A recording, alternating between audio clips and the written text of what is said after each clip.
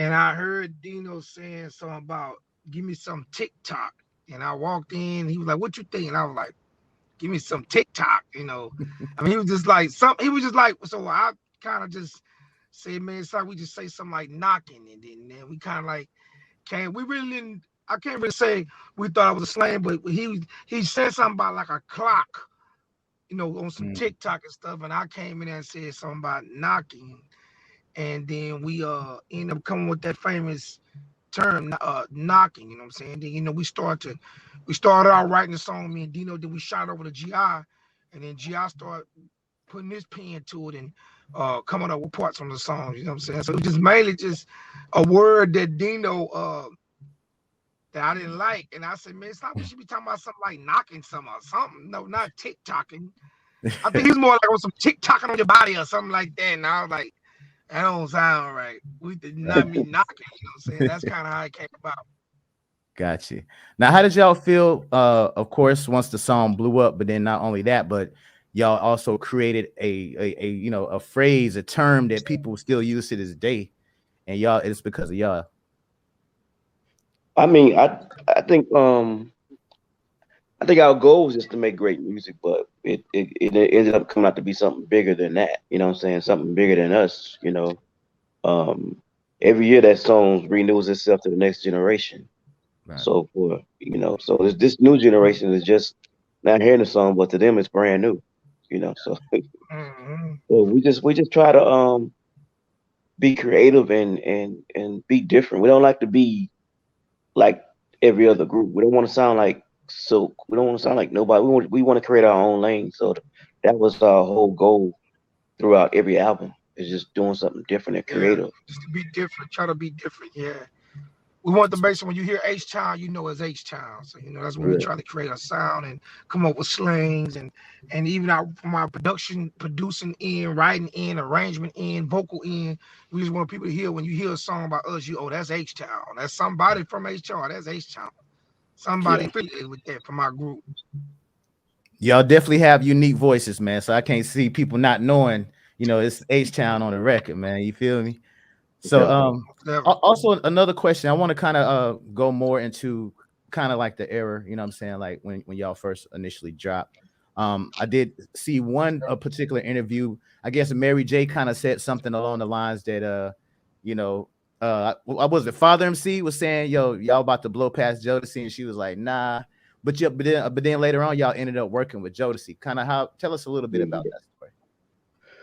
Well, honestly we met Jodeci before we even got a record deal. So we met Jodeci at a music convention in Houston called the YBPC, and they have it's basically like a connection to the music industry, the radio radio and record labels execs all get together and showcase all their new talent.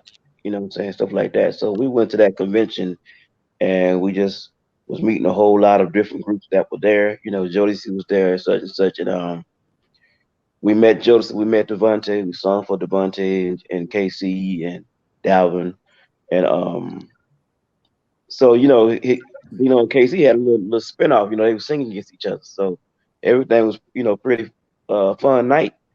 But we connected to Devontae, and we were supposed to actually be one of Devontae's artists, but uh powers to be before he came back to us, like it was like maybe a year or two later, where we had already had a record deal with signed to Luke. Mhm. Yeah. It was Yeah. actually Yeah. Jack the Rapper. Have you heard of Jack the Rapper? Yeah. It Nah, that was was Jack about the the Rapper. Oh wow. I mean there We too. met him. That was in Okay, Atlanta. we met him That's at Atlanta. Jack. Yeah, we We met met him him in at Houston Jack the too Rapper though. too. Yeah. Yeah. Yeah, Houston and yeah. And the Jack the Rapper. Or maybe Yeah. that's what it was. It's one of them. Well, it was a convention, like you said. Yeah. But we really supposed to have been Devontae group, but Devontae kind of like, had so much going on. But Mhm. like he Yeah. always say, well, man, it's good y'all didn't sign me because y'all probably wouldn't have had that big hit knocking the boots. You know what I'm saying? Because he had a lot of groups at that time. So it's Right. kind Yeah. of good that our paths, like, um, we end up just kind of doing our own thing. And everything pretty much happened the way it's supposed to be. Yeah. Yeah, it's just pretty much having what's supposed to be. He ended up coming back and getting us for part time lover Part time level. for above the rim soundtrack. So he said, Yeah, so yeah, that song hard. Love that song, man. yeah. And then we ended up working with him on we did like a remix to our song "Knockin' the Boots" called "Knockin' the Hills," and we got the whole Jodeci on that. So we worked I we was gonna worked with ask them you about for that, a man. lot. Knocking the Hills. I didn't get a chance to check that out, but I did see it listed. So that's a remix to Knocking the Boots. Well, kinda. I mean, not really, but we Mm. just. I guess because we talking about knocking, but it just really was another form of knocking boots. We did the knocking the boots off. Now we're gonna knock your heels off. So I ain't gonna say Okay, it was a remix. I'm just gonna say it was another extended Spit on. version of knocking. Yeah, Yeah, spin off, gotcha. a spin More, off of more, more like knocking a boots mature, yeah. for now the version ladies. of it. For more like we letting the ladies know we're gonna knock their heels off. You know what I'm saying? Oh shit, them They red with their bottoms on the stilettos or floor. whatever. Yeah. Stilettos. Yeah. Mhm. That's what's up, man. Now, as far as I know, you guys mentioned as well that you guys were always independent. You were never signed to a major. Is that correct? Right. How did that happen? Did y'all ever have any major labels hitting y'all up like, "Hey, man, I can offer you a better deal. Come holler at your boy."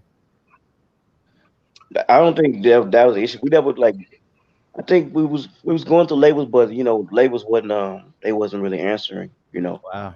I mean, I think at that time we was on the tip of the Gents album when we was trying to shop for a deal, but we ended up we ended up meeting Luke through a mutual friend that was one of Luke's best friends, and Mm, if Luke came to town, he made Luke miss his flight so he can come here and sing in the studio. So that's how the deal. That's how we got the record deal with Luke. Yeah. I mean, we eventually had a few majors come after us, but it was after we made it really big and our deal was up with Luke and we was free agents.